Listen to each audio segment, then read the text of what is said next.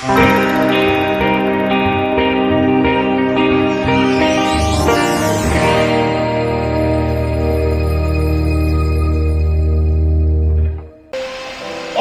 l'église même tue l'église. Parce que l'église c'est quoi? L'église c'est moi.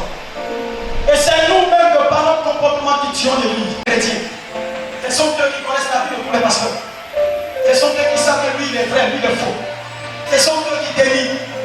Si nous, quand les comédiens font des portes de comédie sur les hommes de Dieu qui imitent les chrétiens, ces mêmes chrétiens prennent ces vidéos et les partagent sur leur page. Parce que c'est une forme de plaie. Les critiques qu'ils font sur l'église, l'image négative qu'ils présentent de l'œuvre de Dieu des hommes de Dieu, ça te plaît. Et tu te plais à partager les publications. Et tu ne réalises pas que toi-même tu tues l'église. C'est de eux que tu prétends bâtir. C'est de eux dans laquelle tu te dis que Dieu t'a appelé à œuvrer. Et de par tes paroles, de par ton accoutrement, de par ton comportement, de par ta revenue, de par ta désobéissance, tu es en train de détruire le. Et Dieu te pose la question. Il dit que vois-tu? La voiture devait te garer là dehors. Parce que c'est les PDG qui sont assis là. C'est les directeurs qui sont assis là. C'est des hommes d'affaires internationaux qui sont assis là. Et cette bénédiction, le peuple descend si nous ne comprenons pas ce qui compte pour Dieu. Et aujourd'hui, les gens pensaient que l'évangélisation revenait au pasteur à l'évangéliser au prophète. Parce que quand on a les fidèles, c'est des acclameurs.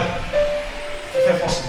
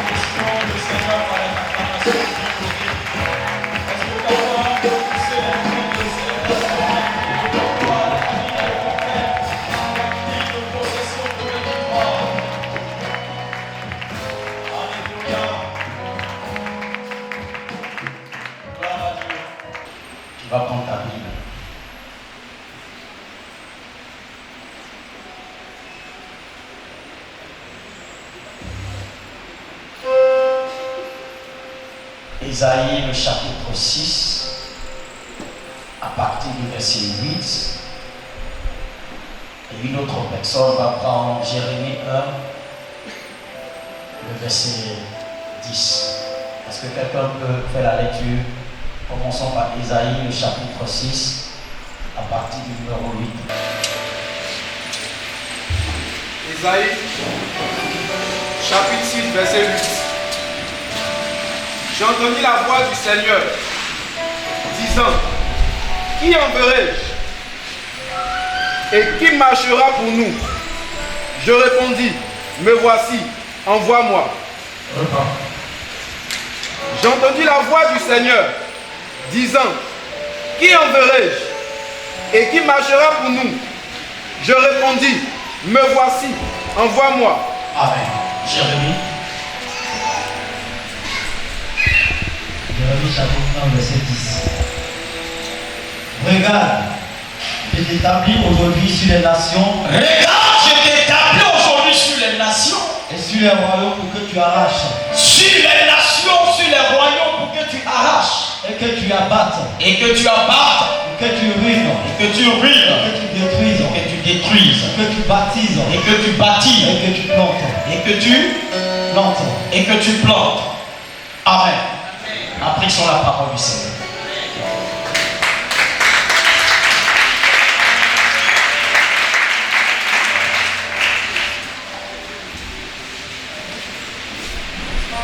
Avant que je n'arrive ici, j'ai eu l'occasion et le temps de me recueillir dans la présence de Dieu. Et j'ai été conduit par l'Esprit à prier pour plusieurs sujets. Et voici que pendant mon temps de prière, le Seigneur va m'ouvrir l'esprit. Et je pouvais entendre cette parole. Qui enverrai-je? Et je pouvais encore à nouveau entendre cette parole. Qui enverrai-je? Et pour la troisième fois, je pouvais encore entendre. Qui enverrai-je? Vous ne pouvez pas imaginer cette présence de Dieu qui s'est dégagée dans la chambre dans laquelle j'étais au son de cette voix et en entendant cette parole. Je pouvais voir le ciel s'ouvrir et la grâce de Dieu envahir toute la pièce où j'étais. Il a plu à Dieu de me gracier au point où je pouvais voir deux anges qui étaient dans la même pièce que moi. Et l'un des anges m'a regardé et il m'a dit: où vas-tu? Et j'ai commencé humainement parlant à réfléchir. Et je me suis rappelé que j'avais un programme ici à Force de Croix-Rouge. Et j'ai dit à l'ange qui m'a posé la question: je vais au Croix-Rouge. Il me pose encore à nouveau la question: qui enverrai-je? Et les deux anges ont disparu de ma force.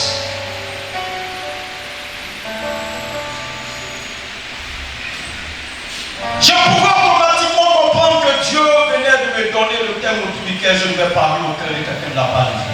Je pouvais comprendre que Dieu venait de m'orienter par rapport à un besoin crucial qui se présente. Je pouvais comprendre automatiquement où est-ce que Dieu voulait en venir. Le premier texte de base automatiquement nous ouvre l'esprit et nous amène à réaliser quelque chose. La Bible déclare que Dieu rencontre Ésaïe et il lui pose la question: qui enverrai-je? Qui enverrai-je? Voici qu'un besoin se présente. Il y a une situation, il y a quelque chose qui se présente, il y a une situation qui prévaut, il y a une situation qui est en face de nous, il y a quelque chose que le ciel est en train de constater, il y a quelque chose que mon Dieu est en train de voir, il y a quelque chose que Dieu voit, et Dieu voit que cette chose n'est pas agréable, Dieu voit que cette chose n'est pas bonne. Alors Dieu prend sur lui la résolution de remédier à la situation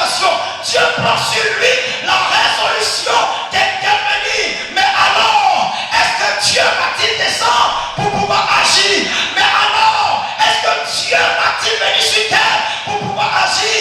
Il avait simplement besoin d'un être disponible pour pouvoir se saisir de ce dernier pour intervenir. Parce qu'il y avait une situation, il y avait un problème. Dieu voit le problème. Dieu voit la situation. Il pose la question. Qui enverrai-je?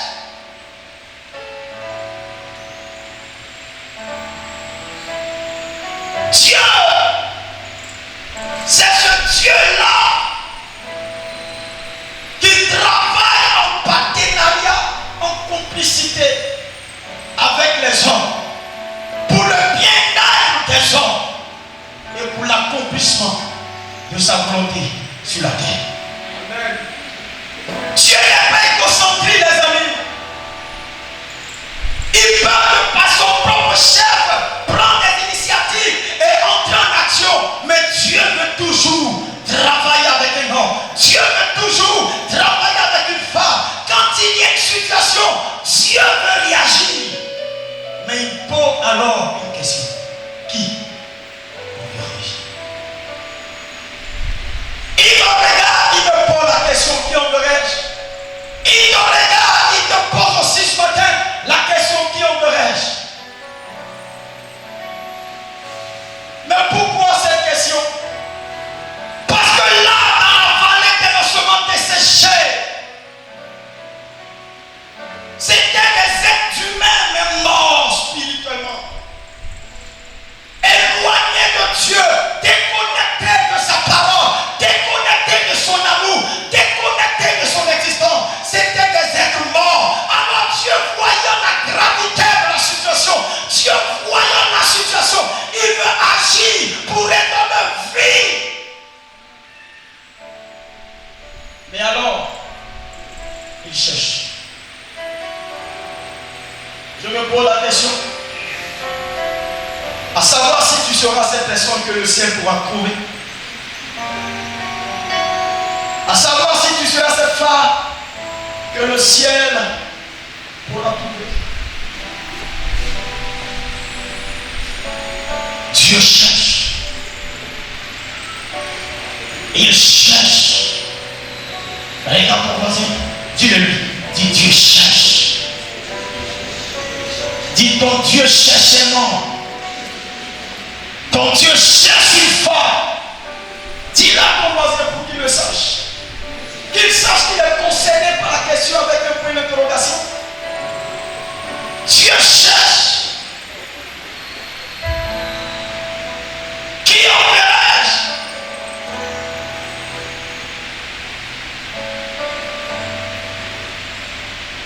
Il regarde Jérémie.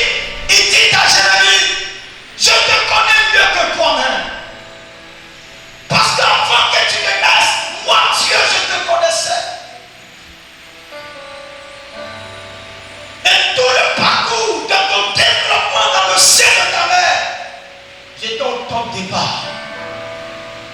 Aucun homme ne te connaît mieux que moi.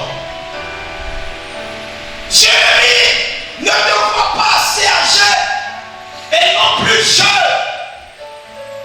Mais sache que j'ai besoin de toi. Parce que à partir de toi, je veux détruire ce que le diable a semé dans le cœur des humains. Je veux anéantir ce que le diable a semé dans les nations. Mais à partir de toi, Jérémie, je veux relever une nouvelle génération. À partir de toi, Jérémie, je veux partir des sentinelles. Je veux partir des hommes et des femmes à la gloire de mon royaume. À partir de toi, Jérémie, je veux m'investir dans des femmes, dans des hommes, dans des jeunes gens, dans des jeunes filles. Je veux t'utiliser. C'est pourquoi, Jérémie, moi l'Éternel, je te dis que je t'ai établi. Le sais-tu? Si tu ne le sais pas, je t'informe. Dieu nous a déjà établi une mission est assignée par le ciel et une mission t'est assignée par le ciel. Une vocation t'est confiée par Dieu.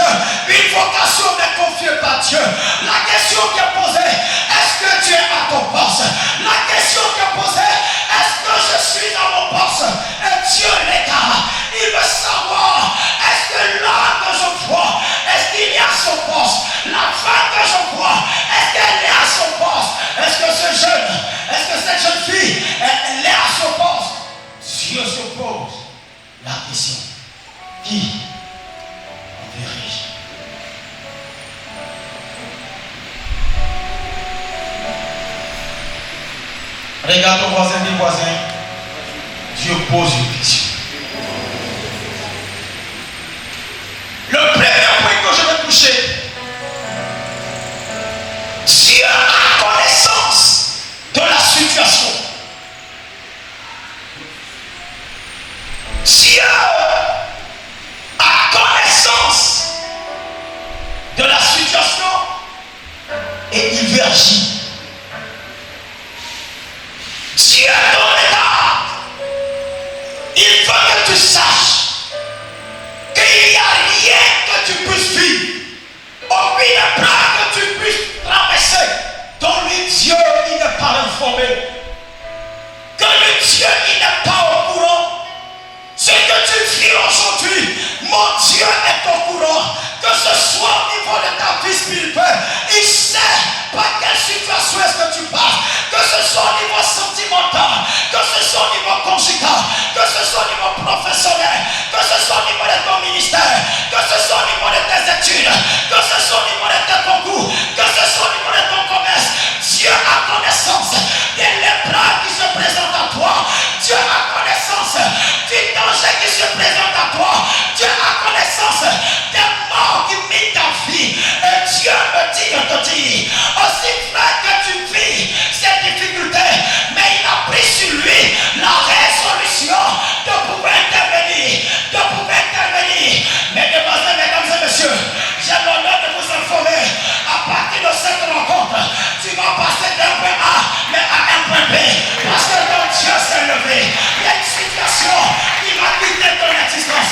Il y a des problèmes qui vont quitter ta vie, parce que Dieu a décidé d'agir.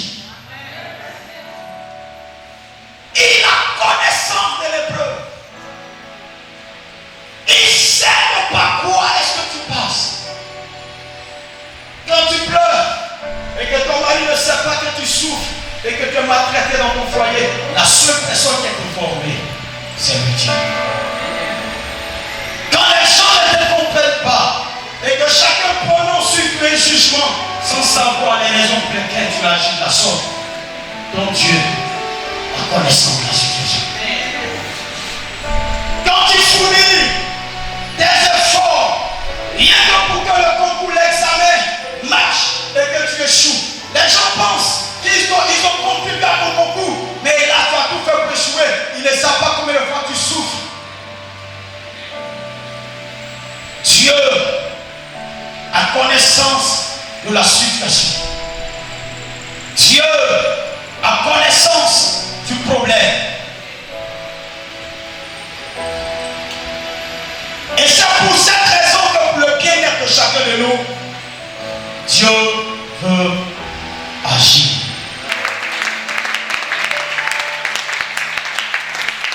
Dis à ton voisin quand Dieu va agir encore.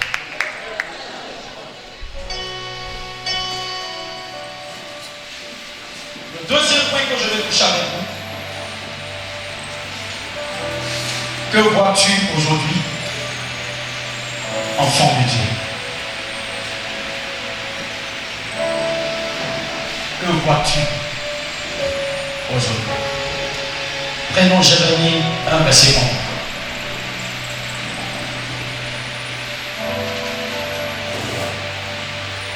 Jérémie 1, le verset 1. Rapidement, quelqu'un peut aller. Tu veux quelqu'un? Allons-y. La parole de l'Éternel lui fut adressée en ces mots. Que vois-tu, Jérémie? Continue.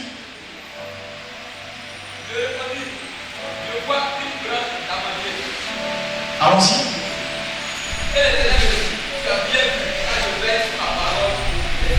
Amen. Apprécions la parole du Seigneur.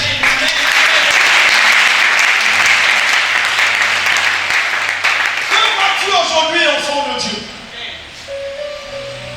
Dieu pose la question à Jérémie. Et Dieu dit à Jérémie, Jérémie, que vois-tu?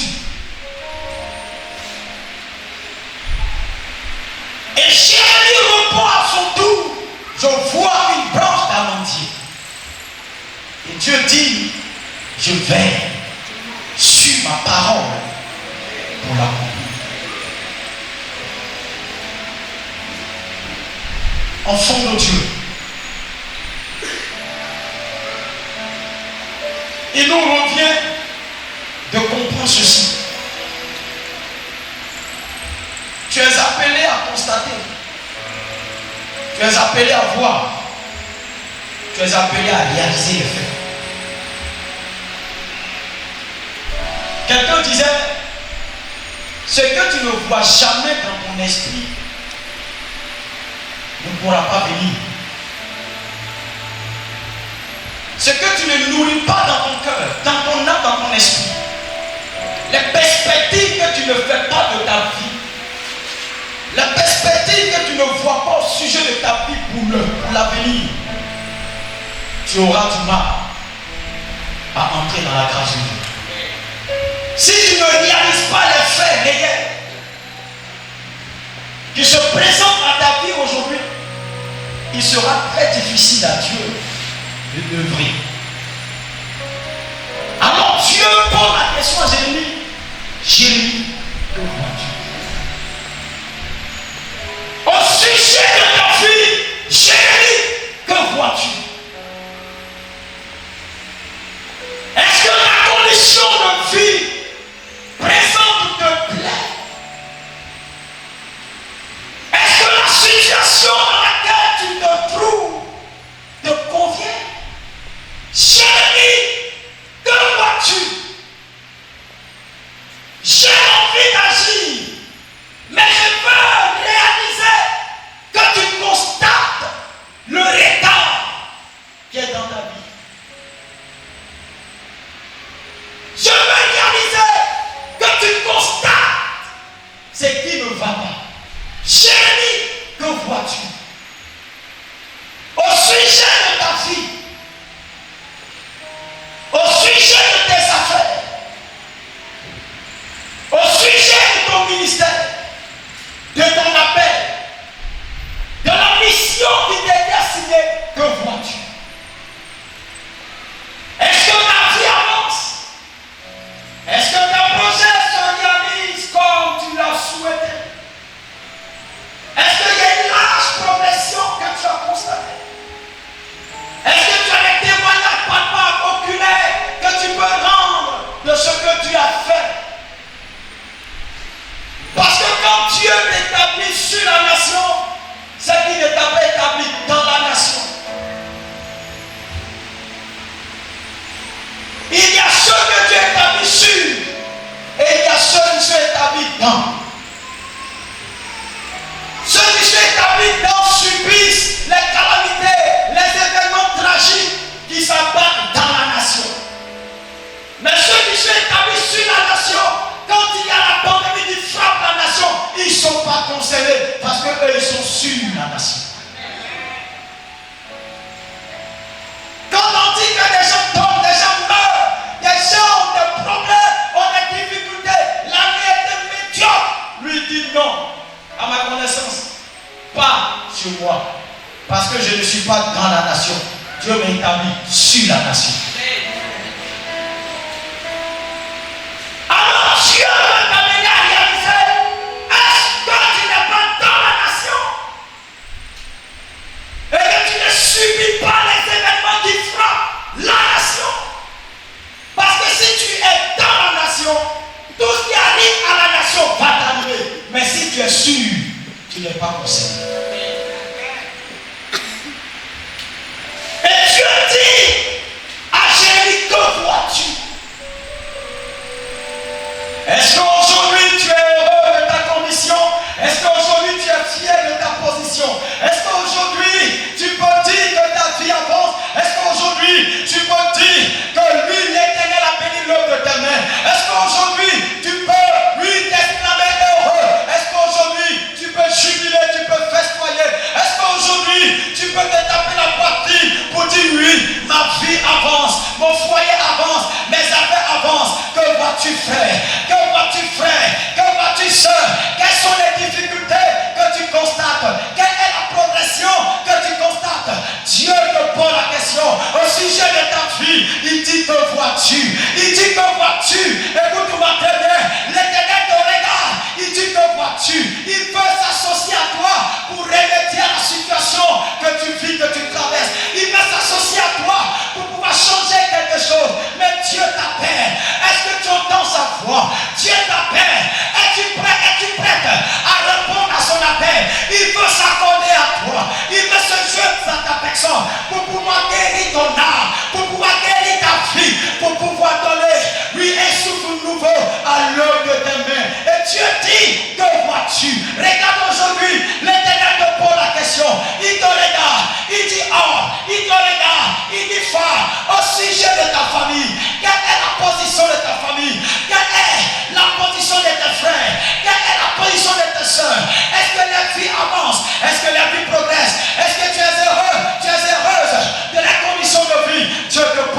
nation. Il dit, fils, que vois-tu au sujet, lui, de ta famille, au sujet de tes frères? Dieu veut délivrer ta famille. Dieu veut guérir ta famille. Mais la question alors reste posée. Que vois-tu? Est-ce qu'il t'arrive de réaliser que tu as accumulé un retard? Est-ce qu'il t'arrive de réaliser tes frères, tes soeurs, ton père, ta mère, tes petits frères, tes petites soeurs sont pratiquement tous en retard? Certains sont diplômés, mais de gros chômeurs. Dieu dit, que vois-tu? Il veut guérir ta famille, mais il veut savoir, est-ce que tu réalises ce qui se passe au sein de ta famille? Il veut la délivrer, mais il veut t'emmener à réaliser ce qui se déroule dans la vie de tes frères et de tes soeurs. Il veut que tu réalises le véritable danger auquel tous vous êtes confrontés dans votre famille. Aujourd'hui, les esprits de famille, les esprits d'autel, les esprits de sorcellerie ont pratiquement mis tous les frères et sœurs, y compris toi-même, en état. Dieu dit, que vois-tu? Qui enverrai-je? Il veut sauver ta famille. Il veut la délivrer. Mais il cherche quelqu'un. Dans chaque famille, il y a toujours David. Dans chaque famille, il y a toujours Jérémie. Dans chaque famille, il y a toujours Abraham. Dans chaque famille, il y a toujours Moïse. Dieu cherche la personne par qui il passera pour délivrer ton père, pour délivrer ta mère, pour délivrer tes soeurs. Dieu cherche. Dieu cherche. Il dit, qui enverrai-je? Il veut sauver ta famille. Il veut que ta famille parvienne à la connaissance de son existence. Il veut que ta famille soit libérée des esprits de famille, des esprits d'adoration, des malédictions. Il veut que ta famille soit libérée de l'échec chronique. Il veut que ta famille soit libérée du célibat. Alors, Dieu cherche un homme sur qui il va s'appuyer. Dieu cherche une femme sur qui il va s'appuyer. Mais alors, Dieu est là. Il tape la porte de ton cœur. Il dit, ouvre et j'entrerai. Et avec toi, on fera de grandes choses. Avec toi, je sauverai tes frères. Avec toi, je sauverai tes soeurs. Moi, Dieu, je me suis décidé. Je veux agir. Mais alors, es-tu prêt? Mais alors, es-tu prête? Est-ce que tu peux te décider enfin? Est-ce que tu peux te lever enfin? Est-ce que tu peux t'engager enfin? Avec toi, Dieu veut sauver la famille. Qui enverrai-je?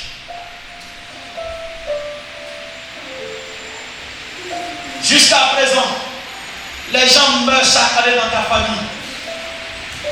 Et tu ne réalises pas qu'il y a quelque chose qui ne va pas. Et quelqu'un doit pouvoir se lever. Il a regardé Gédéon. Il a dit à Gédéon, je vais libérer la nation. Je vais délivrer ta famille. Mais alors, si tu te décides, avec toi Gédéon, les hôtels de famille seront renversés. Avec toi Gédéon, les alliances diaboliques seront brisées. Avec toi Gédéon, je guérirai ta famille. Le même Gédéon qui a dit à l'ange, ma famille est la plus pauvre au Manassé. Mais ce Gédéon est devenu magistrat. Ce Gédéon est devenu avocat. Quand tu te décides, Dieu se lève. Quand tu marches, Dieu entre en action. Il cherche un homme, il cherche une femme. Il y a des gens dans cette salle. Si Dieu veut s'appuyer pour répondre à la prière de la grande famille, il cherche.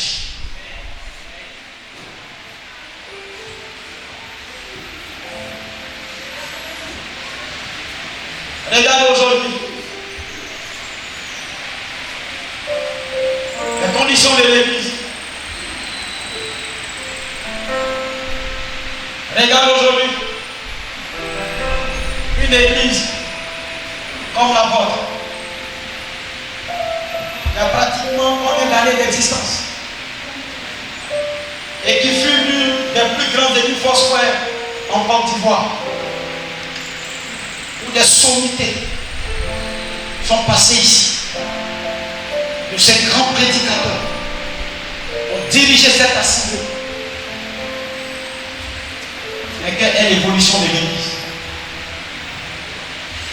Il devait y avoir des chaises au dehors. Parce que quand il y a les funérailles dans ce quartier, la rue est saturée de vaches. Pour dire que nous aussi, lors de nos cultes de dimanche, il doit y avoir des vaches au dehors. Mais le véritable problème, c'est que tu ne réalises pas qu'il y a un état. Tu ne vois pas. C'est pourquoi Dieu ne peut pas agir. Il a dit à Jésus, que vois-tu? Aujourd'hui, l'église même tue l'église. Parce que l'église, c'est quoi? L'église, c'est moi. Et c'est nous-mêmes que par notre comportement qui tuons l'église. Vous n'allez jamais être divisé entre nous.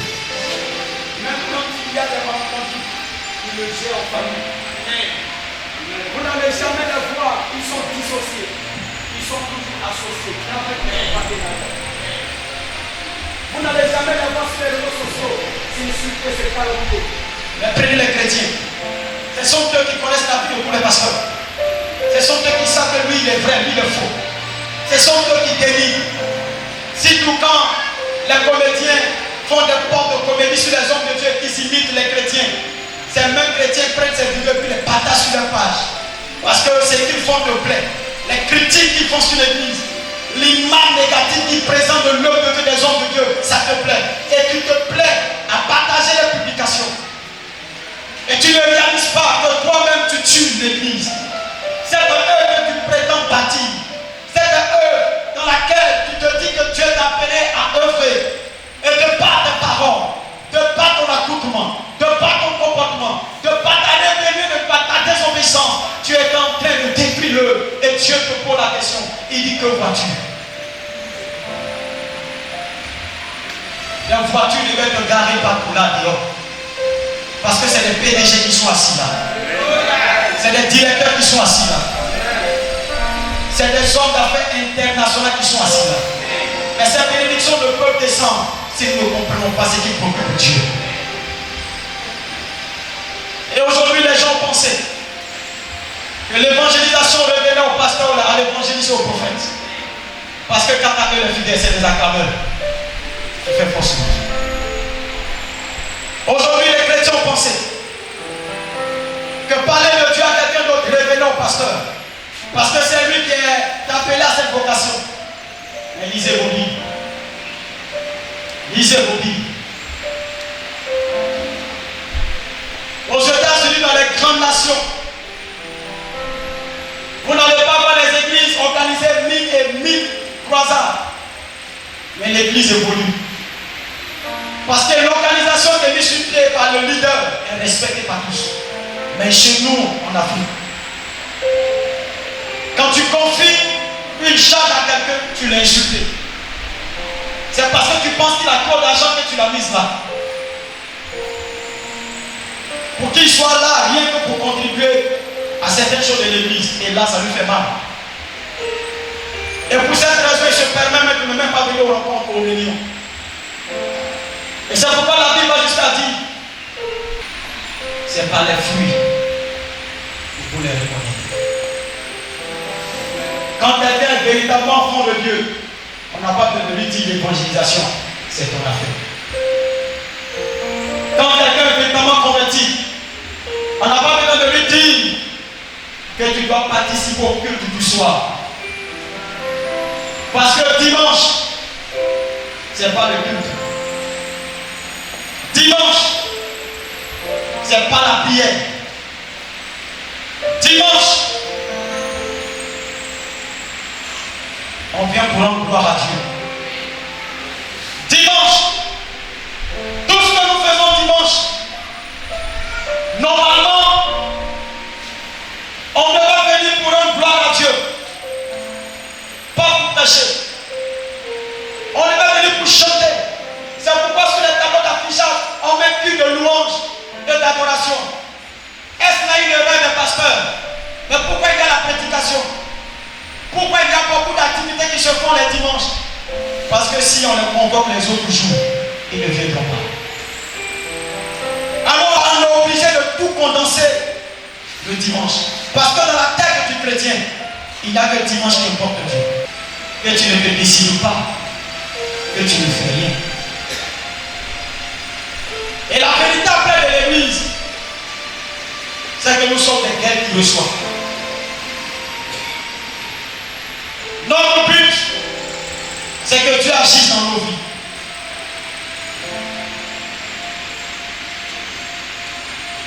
On dit, quand il y a des droits, si tu as des droits, est-ce que ça s'arrête là? La suite c'est quoi? Alors, si tu as des droits, c'est que tu as des devoirs. Si tu connais des passages qui disent dans la Bible que Dieu doit te donner, il y a des passages qui disent lève ta voix et évangéliser. Ça fait partie de tes devoirs. Mais tes devoirs, là tu ne les connais pas. Et tu ne maîtrises pas les versets qui parlent de tes devoirs. Mais tu maîtrises les versets qui parlent de ton droit. Voici ce qui fragilise l'église. Et Dieu voit l'église. Il voit l'état de l'église, la santé de l'église, la manière de voir les choses de Dieu de l'église. Et Dieu dit, ma fille, mon fils, eux voient Dieu. C'est pourquoi Salomon a été aussi sage pour ne pas mettre ses intérêts avant les intérêts de Dieu. Il a mis ses intérêts de côté. Et il a dit à Dieu, ce que tu me demandes, je sais où tu vas venir. Mais ce qui me préoccupe, c'est comment guider ton peuple. C'est comment faire pour eux. Accorde-moi de la sagesse et de l'intelligence. Le reste là, si tu veux, bénis-moi. Si tu veux, ne me bénis pas. Pensez-vous que tu es fou? Pensez-vous qu'il est cupide? Il va lui accorder la sagesse et l'intelligence et s'arrêter là? Non, c'est le diable qui dort avec la main gauche. Il réclame avec la main droite. Dieu n'est pas ainsi. Je vous ai dit que je suis venu pour vous parler ce matin.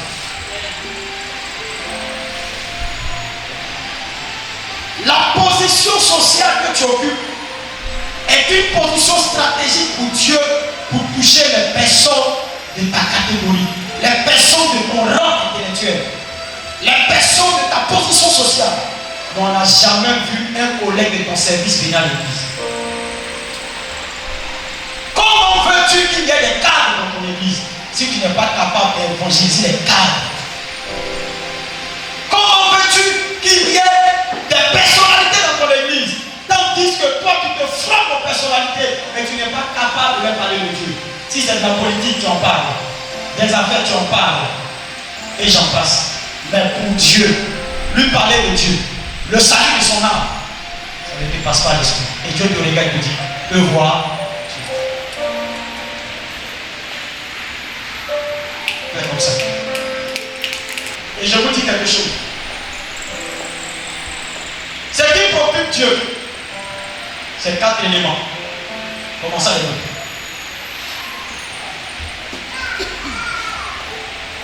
Tout ce qu'on fait à l'église, il y a beaucoup de choses qui ne préoccupent pas Dieu. Pas que c'est très important, mais ce n'est pas son souci premier.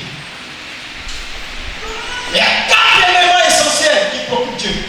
Tout le reste, c'est important, mais ce n'est pas là sa préoccupation. Le premier élément, c'est ta conversion et ta présence constante dans la maison de Dieu. Le premier élément qui préoccupe Dieu. Ta conversion et ta présence constante dans la maison de Dieu. La Bible dit, on a tous ceux qui ont reçu la parole qui ont été touchés, étaient tous dans le même lieu. Ils mangeaient ensemble, ils priaient ensemble. Donc après la conversion, quand tu dis que tu as accepté Jésus, chaque fois qu'il y a une rencontre dans l'église, tu dois faire l'effort d'être présent. C'est pas ta présence constante qu'on sait que Jésus t'a vraiment touché. Mais les dimanches que tu prends pour aller faire affaire, poignard des rendez-vous, signer des contrats de partenariat, quand tu agis ainsi, tu vends tes dimanches au diable. Parce qu'il ne sait pas quoi est-ce qu'il peut éloigner de la présence de Dieu.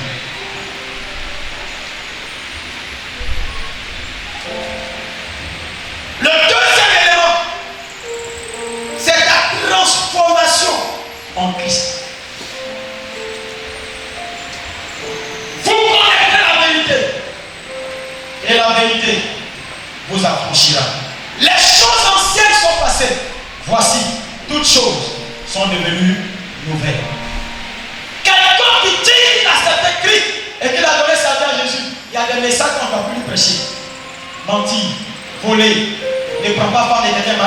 chrétien, il faut payer ta dîme, il faut faire les offrandes, il faut soutenir l'œuvre de Dieu. Ça, c'est des messages, on ne va plus prêcher.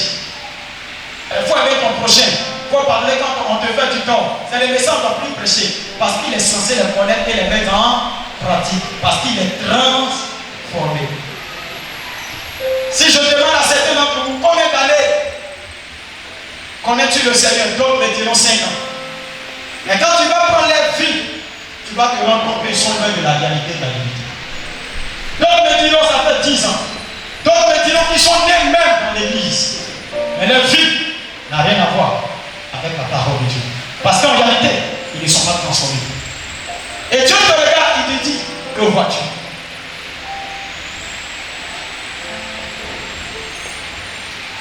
La troisième chose qui importe Dieu, c'est aller partout dans les nations et faire de ces peuples-là des disciples. C'est l'évangélisation. L'évangélisation se donne en marche. Ce n'est pas une simple recommandation, c'est un ordre. Quand quelqu'un dit allez, va, quand ton père dit va, c'est un ordre, ce n'est pas négociable. Et cet ordre, il n'y a pas un verset dans la Bible qu'il a supprimé.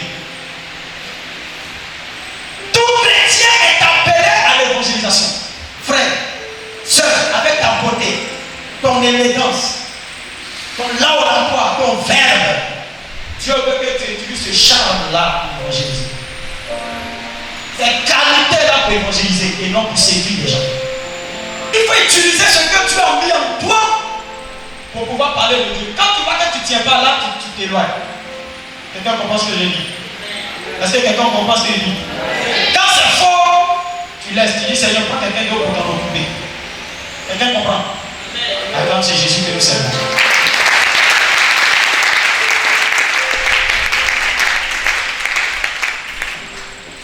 Donc, troisième élément, c'est quoi? L'évangélisation.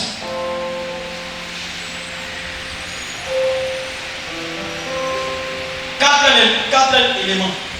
C'est le culte après le culte. Et puis ça comme ça, le culte après le culte. Tu sais, tout ce qu'on est en train de faire, c'est pas ça qui peut faire évoluer l'église. Quand on chante, on fait, c'est pas ça. C'est quand le pasteur dit Amen. Quand le secrétaire vient dans les annonces, il dit nous avons une soeur qui a accouché. Elle a fait une fille et puis on acclame le Seigneur, n'est-ce pas? Il ne dit pas le nom. Il ne dit pas où elle habite. Il ne dit pas quand est-ce qu'on ira la voir. Il informe et puis il dit au moment mon père, préparez-vous. Votre soeur a accouché. Amen. Il s'arrête là. Il y a plusieurs informations. Le culte après le culte. Ce qui fait l'église, ce n'est pas ce qu'on fait entre 9h et midi. C'est ce qu'on fait après Amen.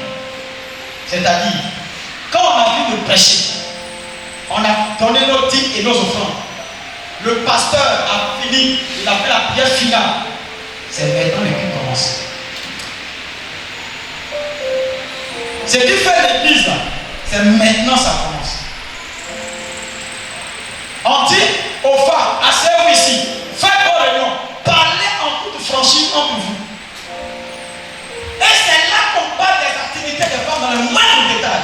C'est là qu'on dit aux femmes, la femme on dit qu'elle a accouché là. Elle s'appelle tant elle habite dans tel quartier. Donc vous les mamans qui habitez ce quartier, comme je suis la présidente ou la vice-présidente de femmes, je viendrai 4 jours pour le jeûne et puis ensemble on ira là-bas au nom du mot fait. Au nom des femmes, vous voyez, mais quand on dit Amen, que tu prends ton portable et ton sac et que tu sors, tu n'es pas au courant de cette information.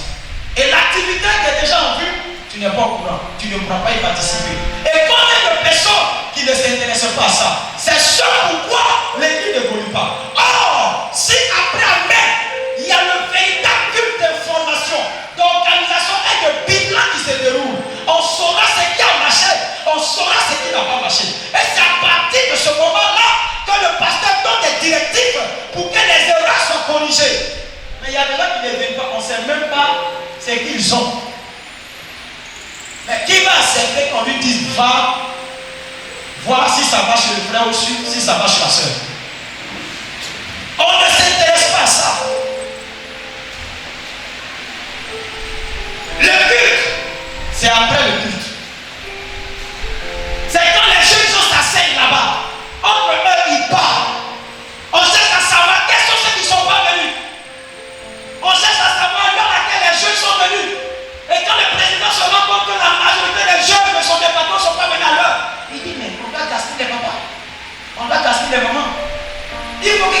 les mamans et puis les papas comme ça. Nous les jeunes, on attend dans tous les temps.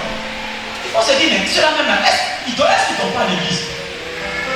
Changement de mentalité. Les papas, ils doivent s'asseoir par mais ils vont les réunions. Ils vont dire, mais on a été sauvés par Dieu, on n'a pas été sauvés par Dieu. Il y a un gars qui dit, mais si, mais on fait l'église, on dit louange, on ne peut même pas danser pour ça, mais trop chaper. C'est même pas normal que les papas de tout serrer, même dans la maison devant les sérieux. Notre vêtement de chef, ça reste à la porte. Nos titres, ça reste à la porte. Mais quand on rentre, quand on dit louange, notre fille, elle prend des répétitions, elle se fatigue, elle peut chanter, puis nous on assis comme des robots. On ne bouge pas. Et puis maintenant, le papa dit dimanche il vient. Dès qu'on dit louange, on tous en sort dimanche. Mais les jeunes vont dire, elle ne va pas les encore jouer. La maman se dit, mais elle ne va pas encore jouer. Et puis on voit le plus âgé même qui danse les pas d'avant. Les pas. On voit le doigt, tu le vois. Il est dans tout son sourire, il est en train de lever son genou. Tu penses quoi? Quand c'est toi qui as chauffé, tu es assis là, puis il est en train de lever. Quand le pasteur même il est assis et qu'il voit, il sait que son église se porte bien. Il sait qu'ici là, c'est Jésus qui règne et non un être humain. Et c'est une fierté de voir une église qui vit pour Dieu et non pour elle-même. L'église, c'est après le culte. C'est en ce moment-là qu'on parle de nous. Il y a des frères qui sont frustrés. Il y a des ceux qui sont frustrés. Mais personne ne sait. Mais qui on n'en parle pas. Et ça nous étonne, la personne vient un jour, un dimanche, 2 dimanches. Et puis le diable lui dit, mais toi tu continues d'aller là-bas. Quand tu es tombé malade, tu as dit quelqu'un chez toi. Et il parle d'amour à l'église. Il prêche l'amour. C'est ça qu'il a dit. Moi, il était dit qu'à côté de ta maison, il y a une église là-bas. Et puis il passe 5 minutes, puis pourtant, il était malade, il ne faut pas te chercher. Bizarrement, le frère vient plus. Et on est étonné. Le temps, on va s'en rendre compte qu'il vient plus. Ça fait 3 mois qu'il a quitté l'église.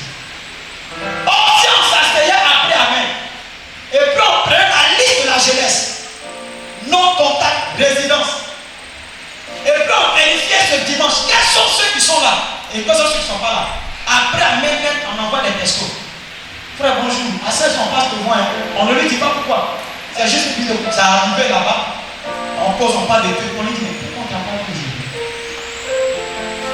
Si on fait ça, c'est parce qu'il y a eu une réunion après Amen. Mais quand on dit Amen, tout le monde prend son portable et son sac et chacun sort. Mais qui va penser au problème de l'église? Les annonces qu'on fait ici ne suffisent pas pour que l'église avance.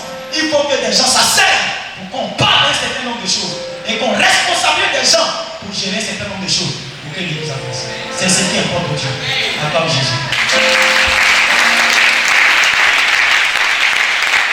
J'invite que tu allais te lever pour acclamer Jésus.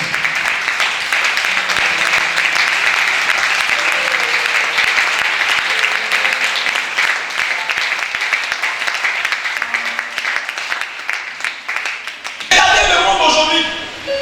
Que voyez-vous? La peur, la terreur. Regardez le monde aujourd'hui. Des jeunes gens qui vendent les âmes au diable, des jeunes filles qui vendent les âmes au diable, des gens qui meurent. La mort est devenue comme quelque chose de naturel, de normal. On meurt, on n'a même plus peur même de voir un cadavre. Ça ne nous effraie plus, ça ne nous dit plus rien. Pourquoi? Parce qu'on voit cela sur Internet et en longueur de journée, sur autoroute, sur les voies, on voit des morts partout, des combien qui passent, des cadavres qu'on transporte, des accidents sans élan. Regardez aujourd'hui ce qu'est devenu le monde. Une seule personne se lève et impose sa loi à toute une nation. Regardez aujourd'hui au Gabon, le premier ministre a légalisé l'homosexualité sans le consentement des gens. Ils sont fous. Regardez ce qu'est devenu le monde aujourd'hui. Est-ce que toi, le chrétien, tu réalises que le monde est malade? Dieu te demande, il dit, qu'est-ce que tu vois? Est-ce que tu vois ça? Et il y a des gens qui ne savent pas que le diable est bien sur la terre. Pour Mais c'est après, il y a longtemps. Il y a longtemps, il est déjà là. Il travaille d'une manière subtile et rusée. Mais très bientôt, il ne va plus se cacher pour se manifester. Visiblement, il va œuvrer à ses nouvelles. Et nous, les chrétiens, nous ne réalisons pas que l'Église est en état face à tout ça. On passe tout notre temps à se préoccuper de nous-mêmes. Ce qui n'est pas mauvais. Mais un l'œuvre de Dieu. Ton propre père, ta propre mère, tes propres frères ne vont même pas à l'église. Ça ne te dit rien, ni chaud, ni froid. Et ce que tu vas dire, je lui ai déjà parlé, ils ne veulent pas. L'œuvre de Dieu là, c'est pas forcé. La Bible dit le royaume des cieux est forcé. C'est les gens qui ne sont pas. Est-ce que tu es heureux? Est-ce que tu es fort? Est-ce que tu jettes, tu pries pour que Dieu les touche? Ne parle pas seulement avec ta bouche. Rentre dans la présence de Dieu. Fais une liste de personnes pour lesquelles tu dois prier et que tu dois venir en Jésus. Tu dois faire une liste et puis prier pour eux minutieusement, point par point. C'est qui les attire dans le monde. Demandez à Dieu de les déconnecter, de les séparer de ces choses. Un bon matin, un joli petit matin, un matin pas comme les autres. Tu vas voir sur papa, sur maman, cette maman, tu vas voir ce jeune frère, cette jeune soeur. On va dire mon frère, c'est dimanche, je vais avec toi dans ton église. C'est fini. La sémence, la prière a porté ses fruits.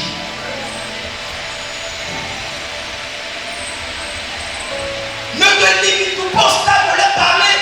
Il faut payer le prix dans le jeûne et dans la prière pour ces personnes que tu veux voir Dieu toucher, Dieu transformer, Dieu sauver. Que vois-tu? Regarde le monde aujourd'hui. Dieu cherche un homme. Dieu cherche une femme.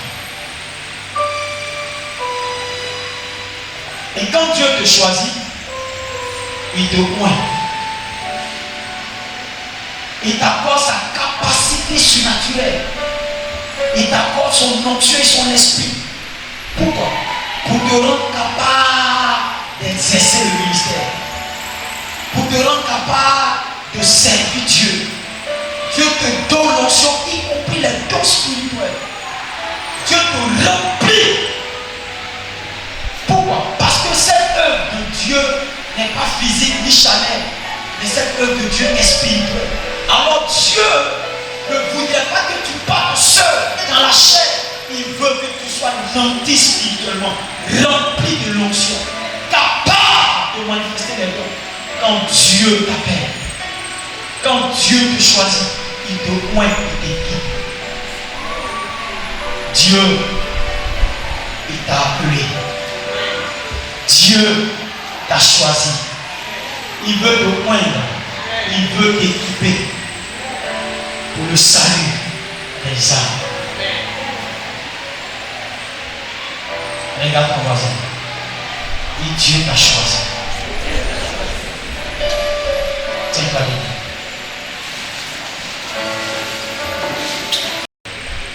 Tu vas lever la voix et tu vas demander la clémence de Dieu. Parce que Dieu veut renouveler son alliance, mais avec toi. Commence à prier le Seigneur.